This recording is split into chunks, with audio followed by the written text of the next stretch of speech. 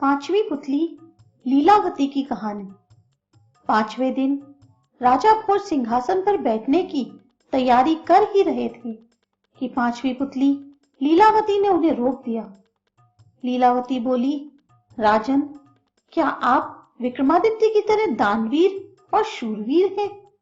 अगर हाँ, तभी इस सिंहासन पर बैठने के अधिकारी होंगे। मैं आपको कथा सुनाती हूँ, परम दानवीर विक्रमादित्य की। एक दिन विक्रमादित्य दरबार में राजकाज निपटा रहे थे। तभी एक विद्वान ब्राह्मण दरबार में आकर उनसे मिला। उसने कहा कि अगर वे तुला लग्न में अपने लिए कोई महल बनवाएं तो राज्य की जनता खुशहाल हो जाएगी और उनकी भी कीर्ति चारों तरफ फैल जाएगी। विक्रमादित्य को उसकी बात जच गई और उन्होंने एक बड़े ही भव्य महल का निर्माण करवाया। कारीगरों ने उसे राजा के निर्देश पर सोने, चांदी, हीरे, जवाहरात और मणि मोतियों से पूरी तरह सजा दिया। महल जब बनकर तैयार हुआ तो उसकी भव्यता देखते ही बनती थी। विक्रम अपने सगे संबंधियों तथा नौकर चाकरों के साथ उसे देखने गए। उनके साथ वह विद्वान ब्राह्मण भी था। विक्रम मंत्रमुग्ध हुए, साथ ही वह ब्राह्मण मुंह खोले देखता रह गया। बिना सोचे उसके मुंह से निकला, काश इस महल का मालिक मैं होता। राजा विक्रमादित्य ने यह सुनते ही झट वे भव्य महल उसे दान में दे दिया। ब्राह्मण के तो मानो पांव ही जमीन पर नहीं पड़ रहे थे। वह भागता हुआ अपनी पत्नी को यह समाचार सुनाने पहुंचा। इधर ब्रह्माणी उसे खाली हाथ आते देख कुछ बोलती उससे पहले ही उसने उसे हीरे, जवाहरात और मणि मुक्ताओं से जड़े हुए महल को दान में प्राप्त करने की बात बता दी। ब्राह्मण की पत्नी की तो खुशी की सीमा ना रही।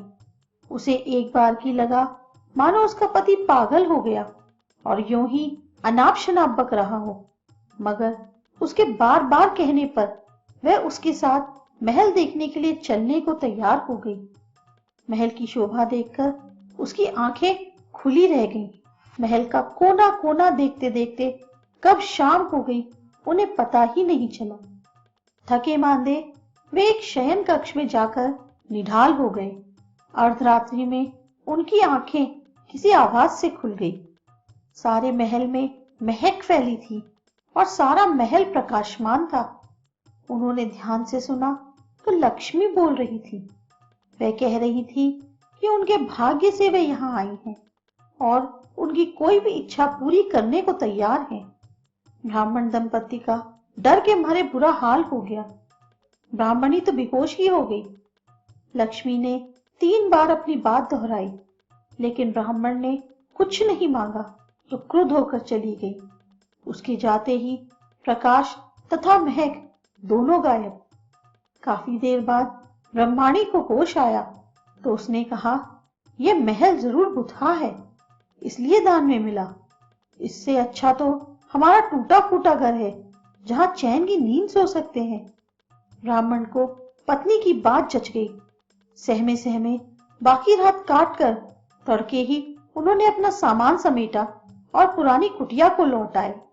ब्राह्मण अपने घर से सीधा राजभवन आया और विक्रमादित्य से अनुरोध करने लगा कि वे अपना महल वापस ले लें, पर दान दी गई वस्तु को वे कैसे ग्रहण कर लेते। काफी सोचने के बाद उन्होंने महल का उचित मूल्य लगाकर उसे खरीद लिया। ब्राह्मण खुशी खुशी अपने घर लौट गया। ब्राह्मण से महल खरीदने के बाद राजा विक्रमादित्य उसमें आकर रहने लगे। वहीं अब दरबार भी लगता था। एक दिन वे सोए हुए थे तो लक्ष्मी फिर आई। जब लक्ष्मी ने उनसे कुछ भी मांगने को कहा तो वे बोले, आपकी कृपा से मेरे पास सब कुछ है। फिर भी आप अगर देना चाहती हैं तो मेरे पूरे राज्य में धन की वर्षा कर दें और मेरी प्रजा को किसी चीज की कमी न रहने दें। सुबह उठकर उन्हें पता चला कि सारे राज्य में धन की वर्षा हुई है और लोग वर्षा वाला धन राजा को सौंप देना चाहते हैं। विक्रमादित्य ने आदेश दिया कि कोई भी किसी अन्य के हिस्से का धन नहीं समेटेगा और अपने हिस्से का धन अपनी संपत्ति मानेगा। जनता जय जयकार कर उठी।